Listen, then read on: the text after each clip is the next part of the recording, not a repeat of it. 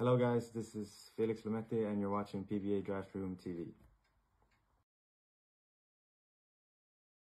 Napapansin po namin na 88% ng aming viewers ay di pa nakasubscribe.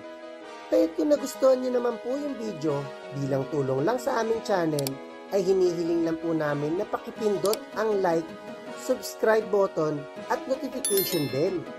Maraming salamat mga ka-Draft Room! Welcome back po mga ka-Draft Room. Ilang araw na lang ay PBA draft na. Kahit gagawa na kami ng final 2024 PBA mock draft. May ilang unexpected prospects ang biglang sumali dito na mga surefire first rounder. At meron din ilang humabol para palalimin ang ating second round talent. Ito na nga po, sisimulan na natin. Sa first overall pick, Converge selects Justin Baltazar. Bago pa lang magsimula ang season ay umugong na ang balitang magtatang ang Fiber Rexers para makuha si Balti sa first pick this draft. Worth it din naman itong paghihintay na ito dahil magkakaroon na next season si Coach Ayo ng possible best young frontcourt tandem sa PBA na Baltazar at Arana. Sa second overall pick, Blackwater selects Cedric Berfield. Patuloy ang pagre-rebuild ng bossing this season dahil halos lahat karamihan ng kanilang mga veterano ay binitawan na nila. Kahit para sa patuloy na pagpapalakas ng kanilang roster ay dapat kunin nila dito ang NBA G League caliber na si Berfield. Magkakaroon na ng another go-to guy scorer si Coach Jeffrey na pwedeng magpapasok na sa kanila sa quarterfinals. Isama pa, nakaka-trade lang ng Blackwater kay ng Batak kahit sakto din ito dahil talagang mapupunan ni Berfield ang iniwang scoring na ni ng Batak.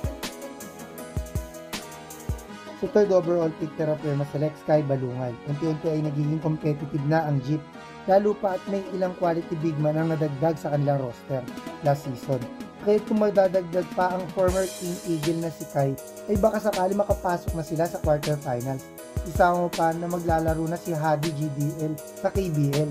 Kaya sakto talaga kung makukuha ng Terra Firma si Balungay dito dahil pwede din siya i-slide sa 3 position na pwedeng mapunan ang iniwang role ni Hadi. Sa fourth pick ng first round, Phoenix selects RJ Abarrientos. Kung tutusin ay malalim ang backcourt rotation ng Super LPG Masters.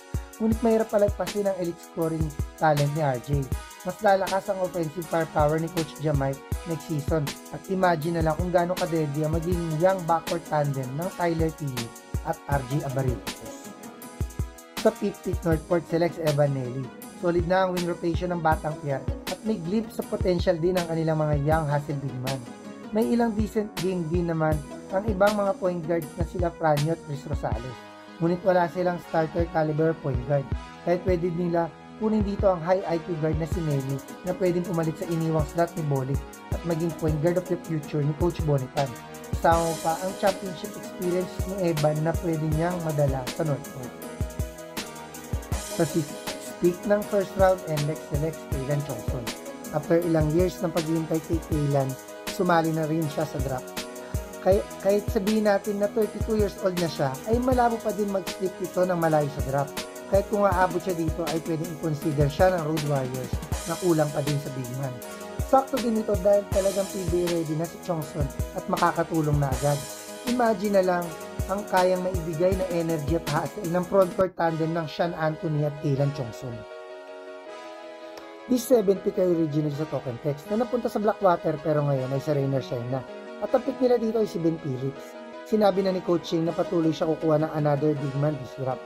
Kahit kung available pa dito ang champion center ay pwede i-consider siya ng Elasto Painters. Most likely ay mag-fit talaga si Ben sa sistema ni Coach Shane dahil sa kanyang elite interior defense na kaya maging instant impact kahit sa limited playing time na nakukuha lang. Gaya na nagawa niya sa Lasal. Dahil alam din natin na malalim ang rotation ni Coach Shane. May 3-point shooting din si Ben na kailangan talaga sa mga big man ng Ross. Sa 8th pick ng first round, Rainier Shine selects Dave Ildefonso. Malalim at talented na ang wing rotation ng Elasto Painters pero mahirap palagpasin ang elite prospect gaya ni Dave kung sakaling aabot pa dito. Sakto din ito dahil ang mga gaya ni Dave na buwang loob ang laging hinahanap ni coaching tuwing kumukuha ng prospects. At higit sa lahat ay ma-reunite ang Ildefonso brothers na talagang kaabang-abang. Sa 9th pick, Magnolia selects Jonel Policarpio. Kita naman last season na aging na ang ibang core players ng Chicken Templados. Kaya para mas pabatayin ito ay dapat kunin nila ang one of the best young prospects sa class na ito na si Poli. Magkakaroon ng another versatile forward option si Coach Victolero na magkakabawas ng burden sa kanila mga veteran forward. Sa 10th pick ng first round, Ginebra selects Brandon Ramirez. Halos sa lahat ng posisyon ay may regular second unit ang Gene Kings, maliban lang sa 4 position. Kahit pwedeng i-consider ni Coach Tim ang field Canadian bruiser na si Brandon. Mas lalalim ang big man rotation ni Coach Tim at madadagdagan naman ito ng stretch 4. Sa 11th pick, Meralco selects DJ Mitchell. Kaka-champion lang ng Bolts, pero di ibig sabihin nito na dapat wag na nila palakasin ang kanilang current roster. Kahit pwedeng consider nila dito ang best shooter sa class na ito na si DJ. Mas lalalim ang wing rotation ni Coach Trillo at maliban kay Maliksi ay may another kick-out option na sina Newsam at Quintio. Sa 12th pick ng first round, San Miguel selects Jerome Lastimosa. Malaki ang chance na umabot pa si Jerome sa pick na to dahil sa kanyang current injury. Kahit saktong gamitin ng beer ang pick na to para kunin si Lastimosa. Aging na si Chris Ross, kaya para mas pabatayan ng kanilang guard rotation ay dapat talagang kunin nila si Jerome na pwedeng maging point guard of the future ng SMB. Imagine na lang kung gaano ka-talented ang scoring backcourt tandem ng Jerome Lastimosa at Terence Romeo. This first pick ng second round ay originally sa Converge, pero ngayon ay sa Rainer Shine na at ang pick nila dito ay si David Penny. Nakakuha na ng big man at wing player ang Elasto Painters. Kahit pwedeng gamitin naman nila ang pick na to sa isang point guard na si David Penny. Maliban kay Nokum, ay magkakaroon na si Coach Shane ng dagdag instant scorer of the bench. His second pick ay original sa Blackwater na napunta sa NLEX at ngayon ay sa Northport na. At ang pick nila dito ay si Pau Habillonar. Karamihan sa mga big man ngayon ng batang pair ay mga undersized pero energetic. Kahit sakto ang style of play ni Habillonar sa Northport.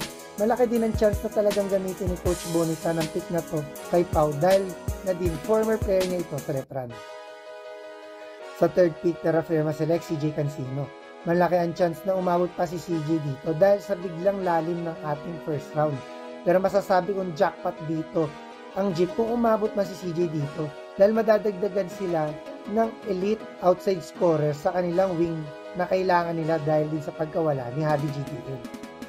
This fourth pick ng second round ay original sa Phoenix, pero ngayon ay sa Rainer or Shine na. At ang pick nila dito ay si Darvish Bideri. Kilala si coaching sa paggawa ng surprise choice sa kanyang second round picks. Kahit di na ako magugulat kung kunin niya dito si Darvish na pwede niyang i-develop at maging project stretch 4. This fifth pick ay original sa Northport, pero ngayon ay sa Ginebra na. At ang pick nila dito ay si Felix Lemeti. Loaded pa ang backcourt rotation ni Coach Tim, pero mahirap palagpasin dito ang NCAA Division 1 veteran na si Felix. Isama mo pa na nag-i-slow down na ang laro ni Tenorio, kaya try timing na ito para magdagdag pa ng young point guard ang Gene Kings sa kanilang roster. Sa 6th pick ng second round, NLEX selects Mark Nonoy. Kung tutuusin ay malalim pa naman ang point guard rotation ng Road Warriors, pero kung available pa dito ang fastest prospect this draft class, ay pwedeng i-consider ito ni Coach Jong. Isama pa na wala pang timetable ang pagbalik ni Alas. Imagine na lang kung gaano ka-deadly sa transition ang magiging backcourt tandem ng Nonoy at Boli. May 7 pick ay originally sa Token Tech pero ngayon ay sa Converge na. At ang pick nila dito ay si Evan Neva. Dahil sa nakakuha na ng superstar big man ng Fiber Xers, ay pwede naman nila gamitin ito sa isang elite shooter para may dagdag floor spacer. Saktong gamitin nila itong pick na to sa former KBL player na si Evan Neva. Sa 8th pick ng second round, Rainer Shine select CJ Payawal. Nakakuha na ng mga big man at slashers ang Elasto Painters sa draft na ito. Kaya pwede naman nila gamitin ito sa isang shooter at pwede ang tall wing na si Payawal. This 9th pick ay originally sa Magnolia pero ngayon ay sa Converge na. At ang pick nila dito ay si Kurt Rayson. Kulang pa din sa scoring ang mga point guards ng Fiber Xers. Kahit pwedeng gamitin nila ang pick na to sa 3-time NCAA champion. Isama pa na teammate siya ni Balti sa MPBL. Kahit most likely ay maganda na ang chemistry nila pagpasok sa Converge. Sa 10th pick ng second round, Ginebra selects Francis Escandor. Di na tayo sure kung gagamitin pa ng Gene Kings ang pick na to. Pero kung sakaling gamitin ito ni Coach Tim, ay pwedeng i-consider niya dito ang 3-and-D wing na si Francis na may championship experience na din na madadala sa Gene Kings. Sa 11th pick, Meralco selects Jared Brown. Malalim pa ang point guard rotation ng Bolts Pero kung gagamitin nila ito, ay pwede nila kunin dito si Jared na mas lalo magpaparami ng point guard options para kay Coach Trillo. His last pick ng second round ay originally sa San Miguel, pero ngayon ay sa Converge na. At ang pick nila dito ay si JP Maguliano. May ilang surprise picks si Coach Ayo sa last draft na naging quality players naman sa kanilang rookie season. Hindi na ako magugulat kung gawin niya uli ito at kunin ang part ng NCAA Mythical 5 na si Maguliano. Halos lahat ay excited na sa pagpasok ng new breed prospect sa ating draft. After nito, ay gagawa na agad tayo ng 2025 mock draft. Hanggang sa susunod na lang mga ka-draft room.